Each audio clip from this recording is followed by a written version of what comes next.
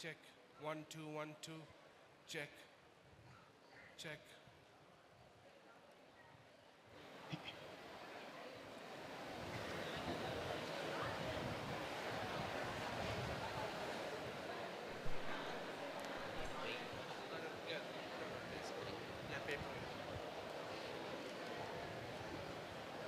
Thank you.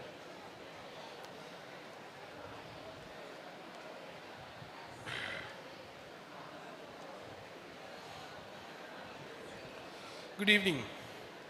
Good evening. It's a great joy to stand before you once again. உங்களுக்கு முன்பாக மீண்டுமாக நிற்கிறதிலே நான் சந்தோஷமுடையவனாக இருக்கிறேன். We have gathered here just because God is so gracious and faithful. தேவன் மிகவும் கிருபை உள்ளவராகவும் உண்மையுள்ளவராகவும் இருக்கிறபடினாலே நாம் இங்கே நிற்கிறோம். So we have been constantly meditating on the theme good works. நாம் நற்கிரியைகள் என்கிற இந்த கருப்பொருளை குறித்து தான் நாம் தொடர்ச்சியாக நாம் பேசிக்கொண்டே வருகிறோம். Before we move forward with today's message, இன்றைக்கு நாம் அடுத்த செய்திக்கு போவதற்கு முன்பாக let us summarize what we have learned till now. நாம் இதுவரைக்கும் கற்றுக்கொண்டதை சற்று சுருக்கமாக பார்க்கலாம். Very quickly. மிக சீக்கிரமாக. In the first message we discussed about the relationship between faith and works. முதல் செய்தியிலே நாம் விசுவாசமும் கிரியைகளும் என்ற தலைப்பிலே நாம் பார்த்தோம். And we concluded that faith without works is dead faith. நாம் அதே போல பார்த்த விஷயம் கிரியைகள் இல்லாத விசுவாசம் அது ஒரு செத்த விசுவாசம் என்று பார்த்தோம். If you have faith and if you don't have good works, maybe you are not saved. உங்களுக்கு விசுவாசம் இருந்தும் நற்கிரியைகள் இல்லை என்றால் ஒருவேளை இன்னும் நீங்கள் ரட்சிக்கப்படவில்லை என்று அர்த்தம். The second thing we discussed on that first day was அந்த முதல் நாளிலே நாம் பேசின இரண்டாவது இன்னொரு விஷயம், like good works, fear of God is also very important. இந்த நற்கிரியைகளை போலவே கர்த்தருக்கு பயப்படுகிற பயமும் மிக முக்கியம்.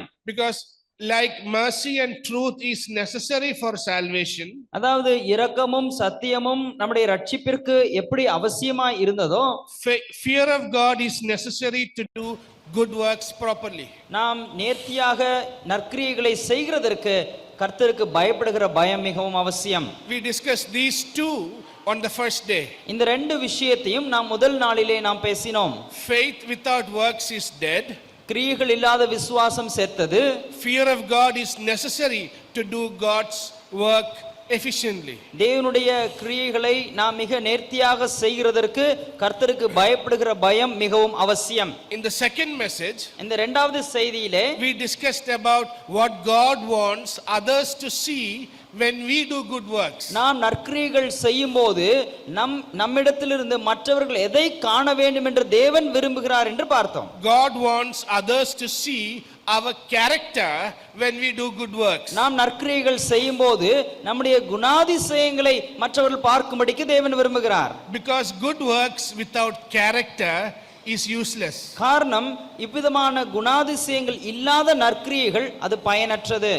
That was the second thing we discussed. நாம் பேசின இரண்டாவது விஷயம் அதுதான். What God wants others to see when you do good works. நீங்கள் நற்கிரியைகள் செய்யும்போது மற்றவர்கள் உங்களிடத்தில் எதை காண தேவன் விரும்புகிறார். In the third message we discussed, நாம் பேசின மூன்றாவது செய்தியிலே God hates when you do good works to show other people.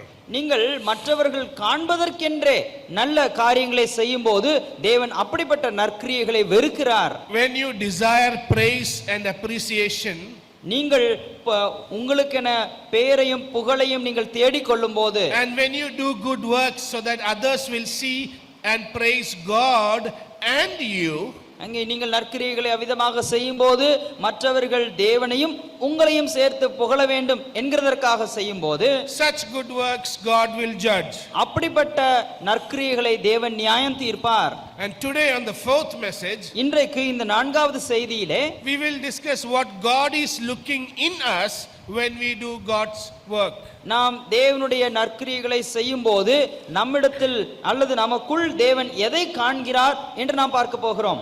God is looking for faith when we do good works. நாம் நற்கிரியைகளை செய்யும்போது நம்மிடத்திலே விசுவாசம் இருக்கிறதா என்று தேவன் பார்க்கிறார். Why is that important? ஏன் அது மிக முக்கியம்? Many times we get tired of doing good works. அநேக நேரத்தில் For me, I tried to practice forgiveness for so many years and I got tired. அங்கே என்னை பொறுத்தவரையிலே அநேக ஆண்டுகள் மன்னிப்பை எவ்விதமாக பயிற்றுவிக்க வேண்டும், செய்து பழக வேண்டும் என்று செய்தும் கடைசியிலே எனக்கு சோர்வுதான் மிஞ்சினது. Finally I asked God, Lord, does this principle work? கடைசியில் நான் தேவனிடத்திலே கேட்டேன், ஆண்டவரே இப்படிப்பட்ட போதனைகள் எல்லாம் உண்மையில் வேலை செய்யுமா என்று. The only answer I got from scripture is, do you believe that this is the best for you? அங்கே எனக்கு கிடைத்த ஒரே ஒரு பதில் இதுதான், நீ உண்மையிலேயே இதுதான் உனக்கு நன்மையானது என்று நீ விசுவாசிக்கிறாயா என்று. I sometimes wondered in my young days, என்னுடைய வாலிப நாட்களிலே நான் சில நேரத்தில் இப்படி ஆச்சரியப்பட்டிருக்கிறேன். God who created the whole world is saying, forgive one another. இந்த முழு உலகத்தையும் உண்டாக்கின அந்த தேவன் சொல்லுகிறார், ஒருவருக்கொருவர் மன்னியுங்கள் என்று. Only if God has said, you forgive 2 times, third time you hit him, then we could solve a lot of problems. அங்கே ஆண்டவர் நீ 2 முறை மாத்திரமே மன்னித்து விட்டு 3வது முறை அடித்து விடு என்று சொல்லி இருந்தால் அது எல்லா பிரச்சனைக்கும் தீர்வு அங்கே வந்திருக்குமே என்று நான் யோசித்தேன். We felt like that. நாம் அதிகமாக உணர்வோம். Because it God's principles, when we start practicing, we get tired and we feel that it will not work. தேவனுடைய போதனைகளையும் கற்பனைகளையும் நாம் செய்ய நாம் துவங்கும் போது நாம் கடைசியிலே நாம் இவ்விதமாக உணர்வோம், இது ஒருபோதும் வேலை செய்யாது என்று கூட நமக்கு தோன்றும். When God told Paul, you leave Jerusalem, I will make you a preacher for the whole world. ஆண்டவர் பவுலை அழைத்த போது, நீ எருசலேமை விட்டு இப்பொழுது புறப்பட்டு போ, உன்னை முழு உலகத்திற்கும் நான் எடுத்துச் செல்வேன் சுவிசேஷத்தை அறிவிக்க என்று சொன்னார். Paul said, don't worry Lord, I am the one who carried the cloth of Stephen. They know me and they will accept me. I am the old rowdy in the place, they know me.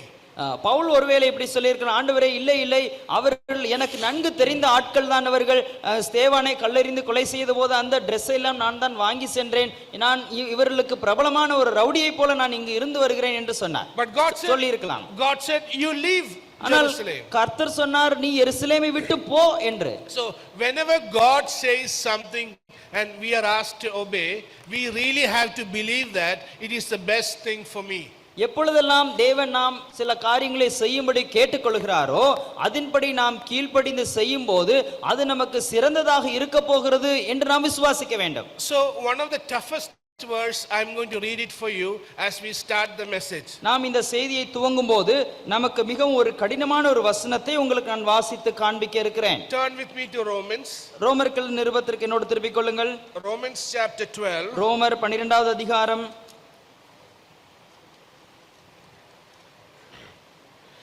verse 21. 21வது வசனம். It says, don't be overcome by evil, but overcome evil with good. நீ தீமையினாலே வெல்லப்படாமல் தீமையை நன்மையினாலே வெல்லு. I don't know how it works all the time. இது எப்படி எல்லா சூழ்நிலைகளிலும் வேலை செய்யும் எனக்கு தெரியாது. There are a lot of people harming other people. ஏராளமான ஜனங்கள் மற்றவர்களுக்கு துன்பத்தை விளைவிக்கிறார்கள். How can we ever conquer evil with good? நம்மால் எவ்விதமாக ஒரு தீமையை நன்மையினாலே வெல்ல முடியும்? But God wants us to believe it. ஆனால் இதை நாம் விசுவாசிக்கும்படிக்கு தேவன் விரும்புகிறார். And live. அதை வாழ்ந்து காண்பிக்கும்படி So விரும்புகிறார். when God wants us to do good works, நாம் நற்கிரியைகளை செய்ய வேண்டும் என்று தேவன் விரும்பும்போது God wants us to believe it and do good works. அதை நாம் விசுவாசித்து அந்த நற்செயலை செய்யும்படிக்கு தேவன் விரும்புகிறார். This is very important concerning good works. இது நற்கிரியைகளை பொறுத்தவரை மிக முக்கியமான ஒரு விஷயம். Whenever God appreciated somebody's good work, it was because of his faith. எப்பொழுதெல்லாம் தேவன் சிலருடைய நற்கிரியைகளை அவர் பாராட்டுகிறாரோ அப்பொழுதெல்லாம் அது விசுவாசத்தோடு தொடர்புடையதாகவே இருந்திருக்கிறது. Why is this important? ஏன் இது மிக முக்கியம்? One day you're going to die. ஒரு நாள் நீங்கள் மரிக்க போகிறீர்கள். You will lose the opportunity to do good works on the earth. நீங்கள் இந்த பூமியிலே நற்கிரியைகளை அதற்கு மேல் செய்கிறதற்கான வாய்ப்பை அப்பொழுதே உங்களுக்கு நிறுத்தப்படும். And you will be evaluated based on whether you did good works in faith or not. நீங்கள் அதற்கு அப்புறமாக நீங்கள் நற்கிரியைகளை விசுவாசத்தினாலே செய்தீர்களா இல்லையா என்று மாத்திரம் உங்களை குறித்து அது தீர்ப்பு செய்யப்படும். Because God is going to evaluate your good works. காரணம் உங்களுடைய நற்கிரியைகளை தேவன் நிதானித்து அவர் தீர்ப்பார். So that is where we are going to start. ஆகவே இங்கிருந்து நாம் இப்பொழுது துவங்க போகிறோம். God is going to evaluate your good works. தேவன் உங்களுடைய நற்கிரியைகளை அவர் நிறுத்து பார்ப்பார். And when God is going to evaluate your good works, அப்படி தேவன் உங்களுடைய நற்கிரியைகளை நிறுத்து பார்க்கும்போது He is looking for faith. அவர் விசுவாசம் இருக்கிறதா என்று காண்கிறார். That is very important. அது மிக முக்கியம். That is what we will focus. நாம் அதைத்தான் இன்றைக்கு பார்க்க போகிறோம். So we will go to two passages to explain this today. இந்த விஷயத்தை விளக்குகிறதற்கு ரெண்டு வேத பகுதிகளை இன்றைக்கு பார்க்க போகிறோம். We will go to 1 Corinthians 3. நாம் 1 கொரிந்தியர் 3ஆம் அதிகாரத்திற்கு போவோம். Then we will go to Hebrews chapter 11. அதற்கு அப்புறம் எபிரேயர் 11ஆம் அதிகாரத்திற்கு போவோம். To understand how important to see what God is looking in you when you are doing good work. நீங்கள் நற்கிரியைகளை செய்யும்போது தேவன் உங்களிடத்தில் எதை அவர் எதிர்பார்த்து கொண்டிருக்கிறார் என்று அறிந்து கொள்வது மிக முக்கியம். Let us turn to 1 Corinthians chapter 3. நாம் 1 கொரிந்தியர் 3ஆம் அதிகாரத்திற்கு திருப்பிக் கொள்ளலாம்.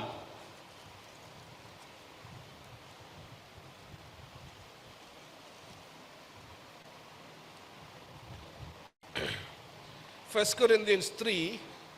1 கொரிந்தியர் 3 We will read from 9 onwards. நாம் 9ஆம் வசனம் முதற்கொண்டு நாம் வாசிக்கலாம். Let us read 9 to 17. 9 17 வரை நாம் வாசிக்கலாம். நாங்கள் தேவனுக்கு உடன் வேலையாட்களாய் இருக்கிறோம். நீங்கள் தேவனுடைய பண்ணையும் தேவனுடைய மாளிகையுமாய் இருக்கிறீர்கள். எனக்கு அளிக்கப்பட்ட தேவ கிருபையின்படியே புத்தியுள்ள சிற்பாசாரியைப் போல அஸ்திபாரம் போட்டேன். வேறொருவன் அதின் மேல் கட்டுகிறான். அவனவன் தான் அதின் மேல் இன்னவிதமாய் கட்டுகிறான் என்று பார்க்க கடவன். போடப்பட்டிருக்கிற அஸ்திபாரமாகி இயேசு கிறிஸ்துவை அல்லாமல் வேறே அஸ்திபாரத்தை போட ஒருவனாலும் கூடாது. ஒருவன் அந்த அஸ்திபாரத்தின் மேல் பொன் வெள்ளி விலையேற பெற்ற கல் மரம் புல் வைக்கோல் ஆகிய இவைகளை கட்டினால் அவனவனுடைய வேலைப்பாடு வெளியாகும். நாளானது அதை விளங்க பண்ணும். ஏனெனில் அது அக்னியினாலே வெளிப்படுத்தப்படும். அவனவனுடைய வேலைப்பாடு எத்தன்மையுள்ளது என்று அக்னியானது பரிசோதிக்கும்.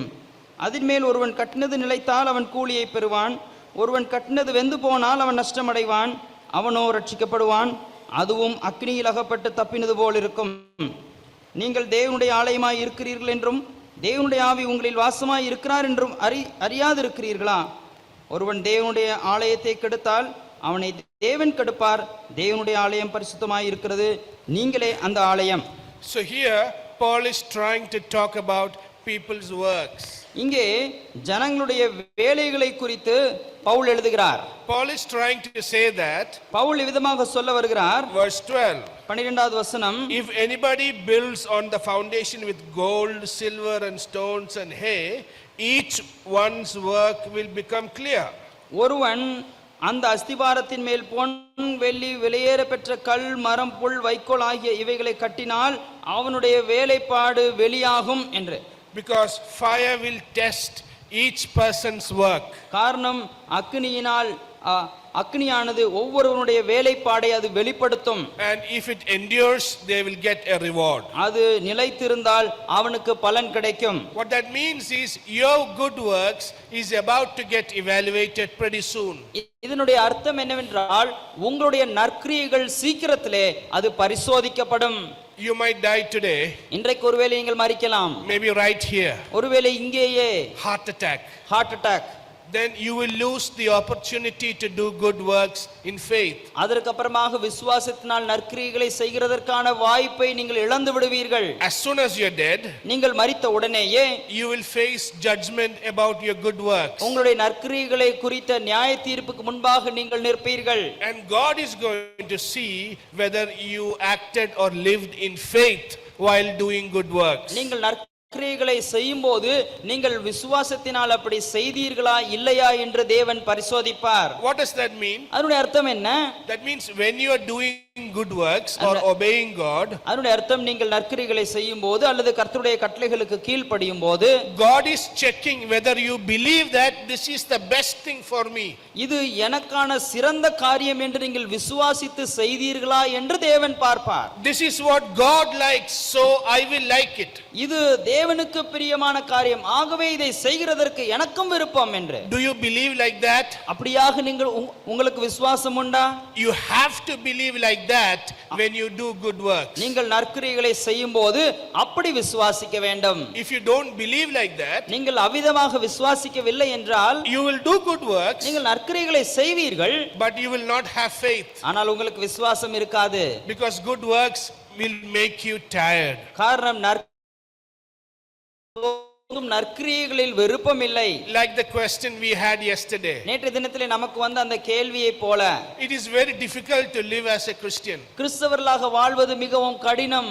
Do you believe that that is the best way for you to live? ஆனாலும் கூட நீங்கள் வாழ சிறந்த வழி அதுதான் என்று நீங்கள் விசுவாசிக்கிறீர்களா? Do you believe that this is what God likes, so I will obey? இதுதான் தேவனுக்கு விருப்பமானது, ஆகவே நான் இதற்கு கீழ்ப்படிவேன் என்று நீங்கள் யோசிக்கிறீர்களா? Such faith is necessary. அப்படிப்பட்ட விசுவாசம் அவசியம். Having said this, இதையெல்லாம் சொன்னதற்கு அப்புறம், to tell that you will be judged upon death, நீங்கள் மரணத்திற்கு அப்புறமாக நியாயம் தீர்க்கப்படுவீர்கள் என்று சொன்னதற்கு அப்புறம், we are going to Hebrews chapter 11. நாம் இப்பொழுது எபிரேயர் 11ஆம் அதிகாரத்திற்கு செல்ல போகிறோம். I call it a funeral chapter. நான் இதை அடக்க அதிகாரம் என்று சொல்லுவேன். This is God's testimony of people who did good works. இது நற்கிரியைகளை செய்த ஜனங்களை பற்றிய தேவனுடைய சாட்சியின் அதிகாரம். When we die, people will say a lot of good things. நாம் மரிக்கும்போது ஏராளமான நல்ல விஷயங்களை நம்மை குறித்து ஆட்கள் சொல்லுவார்கள். Most of the time. அநேக வேளையிலே அப்படி நடக்கும். And they will continue saying for 5 hours, 6 hours. அவர்கள் தொடர்ந்து 5 மணி நேரமோ 6 மணி நேரமோ சொல்லிக் கொண்டே இருப்பார்கள். This brother was like this sister was like that. Lot of good things they will say. ஓ, இந்த சகோதரன் இப்படி இருந்தார், இந்த சகோதரி இப்படி இருந்தார்கள் என்று ஏராளமான நல்ல விஷயங்களை பற்றி பேசுவார்கள்.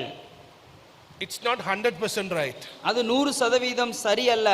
Only God really knows whether that person did have faith or not. அந்த மனுஷனுக்கு உண்மையில் விசுவாசத்தோடு செய்தாரா இல்லையா என்று தேவனுக்கு மாத்திரமே தெரியும். So here is a chapter where God is trying to tell and appreciate people who did good works. இங்கே இருக்கக்கூடிய ஒரு அதிகாரத்தில் தேவன் நற்கிரியைகளை செய்த மனிதர்கள் உண்மையில் நற்கிரியைகளை செய்தார்களா இல்லையா என்று அவர் பாராட்டுகிறதை பார்க்கிறோம். And this chapter reveals what God was looking in people when they were doing good works. ஜனங்கள் நற்கிரியைகளை செய்யும்போது அவர்களிடத்தில் தேவன் எதை பார்த்து கொண்டிருந்தார் என்பதை இந்த அதிகாரத்தின் மூலம் கற்றுக்கொள்ள முடியும். And the conclusion is இதனுடைய முடிவாக that God was looking for faith. தேவன் விசுவாசத்தை தான் காண்கிறார். And when he found faith, he was very happy. அவர் அந்த கிரியைகளில் விசுவாசத்தை கண்டபோது அவருக்கு மிகவும் சந்தோஷமாக இருந்தது. Let us take few examples of good works from Hebrews chapter 11. எபிரேயர் 11ஆம் அதிகாரத்திலிருந்து ஒரு சில உதாரணங்களை நாம் இப்பொழுது பார்க்கலாம். Verse 4. 4வது வசனம். By faith Abel offered to God a more excellent sacrifice than Cain. விசுவாசத்தினாலே ஆபேல் காயினுடைய பலியிலும் மேன்மையான பலியை தேவனுக்கு செலுத்தினான். We know it because God wrote it here. இங்கே தேவன் எழுதி வைத்திருக்கிறபடினாலே நமக்கு தெரியும். Otherwise we will never know. அப்படி இல்லாதிருந்தால் நமக்கு ஒருபோதும் தெரிந்திருக்காது. We will say like this. நாம் ஒருவேளை இப்படி சொல்லுவோம், Is he the one who was killed by his brother? இவன் தான் தன்னுடைய சகோதரனாலே கொலை செய்யப்பட்டவனா? He must not be spiritual. அவன் ஒருவேளை ஆவிக்குரியவனாக இருந்திருக்க மாட்டான். Otherwise how will a brother kill another brother? அப்படி இல்லாதனால் எப்படி ஒரு சகோதரன் இன்னொரு சகோதரனை கொலை செய்வான்? We will have lots of doubts. நமக்கு இப்படி अनेक சந்தேகங்கள் இருந்திருக்கும். We cannot really see people's heart. நம்மால் உண்மையிலேயே ஜனங்களுடைய இருதயங்களை பார்க்க முடியாது. But God can see people's heart. ஆனால் தேவனால் இருதயங்களை பார்க்க முடியும். And God says by faith Abel's good work was accepted by God. அங்கே தேவன் சொல்லுகிறார் விசுவாசத்தினாலே ஆபேல் மேன்மையான பலியை செலுத்தினான் என்று. Verse 5. 5வது வசனம். By faith Enoch was taken away and did not see death. விசுவாசத்தினாலே ஏனோக்கு மரணத்தை காணாதபடிக்கு எடுத்துக்கொள்ளப்பட்டான். Enoch lived with God by faith. ஏனோக்கு விசுவாசத்தினாலே தேவனோடு கூட சஞ்சரித்தான். God was looking for faith and he found faith in their life and he was happy with their good work. தேவன் அவனுடைய வாழ்க்கையில் விசுவாசத்தை எதிர்பார்த்தான், அது அவனுடைய வாழ்க்கையிலே காணப்பட்டது, அப்படி அவன் விசுவாசத்தினாலே வாழ்ந்தான். Verse 8. 8வது வசனம். By faith Abraham obeyed when he was called to go out to a place where he would receive an inheritance. விசுவாசத்தினாலே ஆபிரகாம் தான் சுதந்திரமாக பெறப்போகிற இடத்திற்கு போகும்படி அழைக்கப்பட்ட போது கீழ்ப்படிந்தான் என்று பார்க்கிறோம். God called Abraham. கர்த்தர் ஆபிரகாமை அழைத்தார், and Abraham obeyed. ஆபிரகாம் கீழ்ப்படிந்தார். Did God like his obedience? அவனுடைய கீழ்ப்படிதலை கர்த்தர் விரும்பினாரா? Yes. ஆம். What was it, a good work? அது நற்கிரியையா? Yes. ஆம். Why did God like it? ஏன் தேவனுக்கு அது பிரியமா இருந்தது? Because he did it in faith. காரணம் அவன் அதை விசுவாசத்தினாலே செய்தான். He believed that this is the best for my life and this is what God likes. இது என்னுடைய வாழ்க்கைக்கு சிறந்தது என்றும் இதைத்தான் தேவன் விரும்புகிறார் என்றும் அவன் பரிபூர்ணமாய் விசுவாசித்து செய்தான். Verse 11. 11வது வசனம். By faith Sarah also received strength to conceive and bore a child when she was old. விசுவாசத்தினாலே சாராலும் அவள் வாக்குத்தத்தம் பண்ணினவர் உண்மையுள்ளவர் என்று எண்ணி கற்பந்தரிக்க பலனடைந்து வயது சென்றவளாய் இருந்தும் பிள்ளை பெற்றாள். It takes faith to believe that God will give them a child, and Sarah believed it.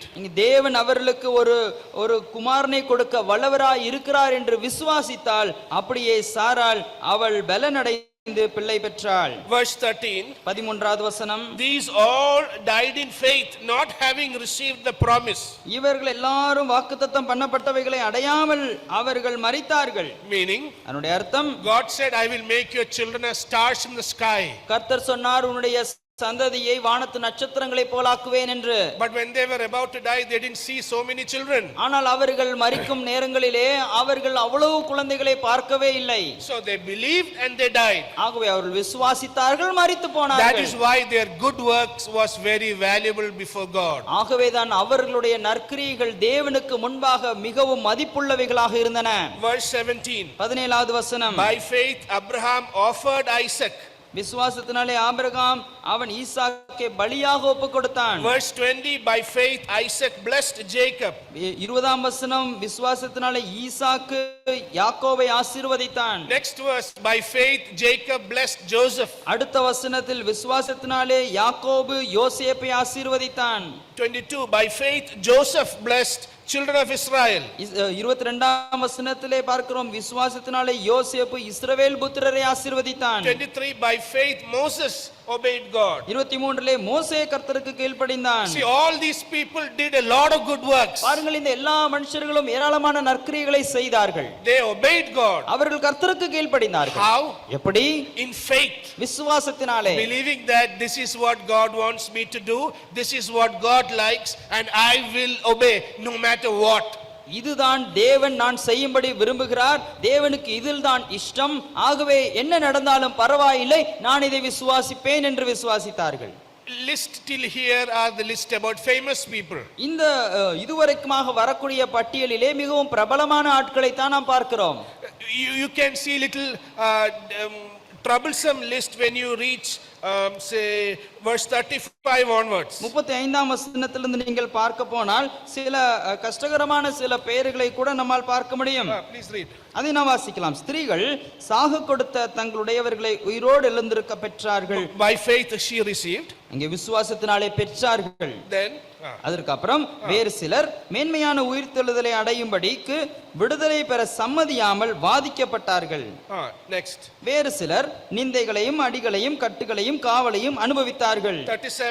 37 கல்லெறியுண்டார்கள், வாளால் அறுப்புண்டார்கள், பரீட்சை பார்க்கப்பட்டார்கள், பட்டயத்தினாலே வெட்டப்பட்டு மரித்தார்கள், செம்மறியாட்டு தோள்களையும் வெள்ளாட்டு தோள்களையும் போர்த்து கொண்டு திரிந்து குறைவையும் உபத்திரவத்தையும் துன்பத்தையும் அனுபவித்தார்கள். 38 உலகம் அவர்களுக்கு பாத்திரமாய் இருக்கவில்லை, அவர்கள் வனாந்தரங்களிலேயும் மலைகளிலேயும் குகைகளிலேயும் பூமியின் வெடிப்புகளிலேயும் சிதறுண்டு அலைந்தார்கள். 39 இவர்கள் எல்லாரும் விசுவாசத்தினாலே நற்சாட்சி பெற்றும் வாக்குத்தத்தம் பண்ணப்பட்டதை அடையாமற் போனார்கள். Yes, it talks about lot of people who went through hardships, but they did not say no to faith. அதிகமான கஷ்டங்களை அவர்கள் அனுபவித்த அநேகருடைய பட்டியலை நாம் இங்கே பார்க்கிறோம். ஆனாலும் அவர்கள் பெறவில்லை என்றாலும் விசுவாசித்தார்கள் என்று பார்க்கிறோம். By faith they shared the gospel. அவர்கள் விசுவாசத்தினாலே சுவிசேஷத்தை பகிர்ந்து கொண்டார்கள். By faith they faced persecution. அவர்கள் விசுவாசத்தினாலே உபத்திரவங்களை சந்தித்தார்கள். By faith they overcome evil with good. அவர்கள் விசுவாசத்தினாலே அவர்கள் தீமையை நன்மையினாலே வென்றார்கள். They obeyed in faith. அவர்கள் விசுவாசத்தினாலே கீழ்ப்படிந்தார்கள். Verse 39 says they obtained a good testimony through faith. நாம் 39 பார்க்கிறோம், அவர்கள் விசுவாசத்தினாலே அவர்கள் நற்சாட்சியை பெற்றார்கள். So that is what is important when you do good works. ஆகவே இதுதான் நாம் நற்கிரியைகளை செய்யும் போது மிக முக்கியம். God wants you to have good works, but you have to obtain a good testimony before God. நீங்கள் நற்கிரியைகளை செய்ய வேண்டும் என்று தேவன் விரும்புகிறார். அதே நேரத்திலே விசுவாசத்தினாலே நீங்கள் நற்சாட்சி பெற வேண்டும் என்றும் விரும்புகிறார். The only way to get good testimony before God while doing good works is to do it in faith. நீங்கள் நற்செயல் செய்யும் போது அதற்கு ஏற்ற நற்சாட்சியை பெற வேண்டுமானால் நீங்கள் விசுவாசத்தோடு செய்தால் மட்டுமே அப்படியாகும். So what is God looking in your heart when you're doing good works? நீங்கள் நற்கிரியைகளை செய்யும் போது தேவன் உங்களுடைய உள்ளத்திலே எதை அவர் காண்கிறார்? God is looking whether you are really believing in him. நீங்கள் உண்மையில் அவரை விசுவாசிக்கிறீர்களா இல்லையா என்று தான் தேவன் பார்க்கிறார். God is looking whether you are willing to obey and blindly obey God. நீங்கள் கண்மூடித்தனமாக தேவனை விசுவாசிக்கிறீர்களா நம்புகிறீர்களா என்று அவர் பார்த்து கொண்டிருக்கிறார். Forgiveness is painful. மன்னிப்பதென்பது வேதனையான விஷயம். Not taking revenge is very painful. நாம் பழிவாங்காமல் இருப்பதென்பது மிகவும் வேதனையான ஒரு விஷயம். Being gentle to people is very painful. இங்கே நாம் ஆட்களிடத்திலே மிக மென்மையாக நடந்து கொள்வது என்பது சாந்தமாய் இருப்பது மிகவும் வேதனைக்குரியது. Being patient to people is painful. ஜனங்களிடத்திலே பொறுமையாக இருப்பது மிகவும் வேதனையானது. But are you willing to do it because God likes it? ஆனால் தேவனுக்கு அது விருப்பம், ஆகவே நான் செய்ய விரும்புகிறேன் என்று நீங்கள் ஆயத்தமாய் இருக்கிறீர்களா? You need to have faith that this is the best thing for you. உங்களுக்கான சிறந்த விஷயம் இதுதான் என்ற விசுவாசம் உங்களுக்கு உண்டா? It is that faith God is looking for when you are doing good works. அந்த விஷயத்தை தான் நீங்கள் நற்செயல் செய்யும்போது தேவன் உங்களிடத்திலே இருக்கிறதா என்று பார்க்கிறார். So good works are very important. ஆகவே நற்கிரியைகள் மிக முக்கியமானது. Good works, without good works your faith is dead faith. உங்களுடைய நற்கிரியைகள் இல்லாத பட்சத்தில் உங்களுக்கு இருக்கும் விசுவாசம் அது செத்தது. When you are doing good works it should come out of good character. நீங்கள் நற்கிரியைகள் செய்யும்போது அது நல்ல குணாதிசய வழியாக அல்லது குணாதிசயம் அதில் வெளிப்பட வேண்டும். And when you do good works you should not do it to show other people. நீங்கள் நற்கிரியைகளை செய்யும்போது மற்றவர்கள் காண்கிறதுக்கென்றே அதை நீங்கள் செய்யக்கூடாது. And when you do good works you must do it in faith. நீங்கள் நற்கிரியைகளை செய்யும்போது அதை விசுவாசத்தினால் செய்ய வேண்டும். See, God is not asking 4 cents of land in Chennai. கர்த்தர் ஒருபோதும் சென்னையிலே 4 சென்ட் இடம் எனக்கு வேண்டும் என்று கேட்கவில்லை. He is telling you, you do good works but you do it properly. ஆண்டவர் கேட்கிறார், நீ நற்கிரியைகளை செய், ஆனால் அதை சரியாக செய் என்று தான் கேட்கிறார். Don't do the way you like. நீ விரும்புகிற வண்ணமாக நீ செய்யாதே. I will not adjust. நான் அதை ஒருபோதும் பொறுத்துக்கொள்ள மாட்டேன். You adjust. நீ வேண்டுமானால் பொறுத்துக்கொண்டு போ. You obey the way I like. நான் விரும்புகிற வண்ணமாக நீ வாழ பழகிக்கொள். Do you have that faith in you? அப்படிப்பட்ட விசுவாசம் உன்னிடத்திலே உண்டா? If you have that kind of faith, அப்படிப்பட்ட விசுவாசம் உங்களிடத்திலே இருந்தால், then you will get a good testimony before God for your good works. உங்களுடைய நற்கிரியைகளுக்கான நற்சாட்சியை நீங்கள் தேவனுக்கு முன்பாக பெற்றுக்கொள்வீர்கள். Because death will stop the opportunity to do good works on the earth. காரணம் இந்த பூமியிலே மரணமானது நீங்கள் மேலும் நற்கிரியைகளை செய்கிறதற்கான வாய்ப்பை அது நிறுத்திவிடும். May God help us to do good works efficiently. நாம் மிகவும் திறம்பட நற்கிரியைகளை செய்கிறதற்கு தேவன் தாமே நமக்கு உதவி செய்வாராக. You are the salt of the earth. நீங்கள் இந்த உலகத்திற்கு நீங்கள் பூமிக்கு உப்பாய் இருக்கிறீர்கள். You are the light of the world. நீங்கள் உலகத்திற்கு வெளிச்சமாக இருக்கிறீர்கள். Let your light shine so that people might see your good works and praise the Lord. உங்களுடைய வெளிச்சம் பிரகாசிக்க கடவது, ஜனங்கள் உங்களுடைய நற்கிரியைகளை கண்டு தேவனை மகிமைப்படுத்துவார்களாக. Let's do it properly. அதை நாம் நேர்த்தியாக செய்வோமாக. Not the way you like. நீங்கள் விரும்புகிறபடி அல்ல, the way God likes. தேவன் விரும்புகிறபடி. Not according to your imagination. உங்களுடைய சொந்த கற்பனைகளின்படி அல்ல, according to God's command. தேவனுடைய கற்பனைகளின்படி. May God help us. தேவன் நமக்கு உதவி செய்வாராக. Let's pray. நாம் ஜெபிக்கலாம். Father in heaven, we thank you for this afternoon. பரலோக பிதாவே, இந்த மதிய வேளைக்காக உமக்கு நன்றி செலுத்துகிறோம். Dear Lord, we ask you, Lord, to bless us with more faith as we do good works. நாங்கள் நற்கிரியைகளை செய்யும்போது எங்களுடைய விசுவாசத்தை இன்னும் அதிகமாக பெருக பண்ணும்படி நாங்கள் கேட்டுக்கொள்கிறோம். Please help us as we obey you. நாங்கள் உமக்கு கீழ்ப்படியும் போது தயவு செய்து எங்களுக்கு உதவி செய்தருளும். Help us to surrender and obey you. உமக்கு நாங்கள் அர்ப்பணம் செய்து கீழ்ப்படிய உதவி செய்தருளும். Help us to believe you. உம்மை விசுவாசிக்க எங்களுக்கு உதவி புரியும். Help us to obey the way you like. நீர் விரும்புகிறபடி நாங்கள் கீழ்ப்படிய எங்களுக்கு உதவி செய்யுங்க. Please forgive our sins. எங்களுடைய பாவங்களை தயவு செய்து மன்னித்தருளும். In the name of Jesus Christ we pray. இயேசு கிறிஸ்துவின் நாமத்தில் நாங்கள் ஜெபிக்கிறோம் பிதாவே. Amen. ஆமென்.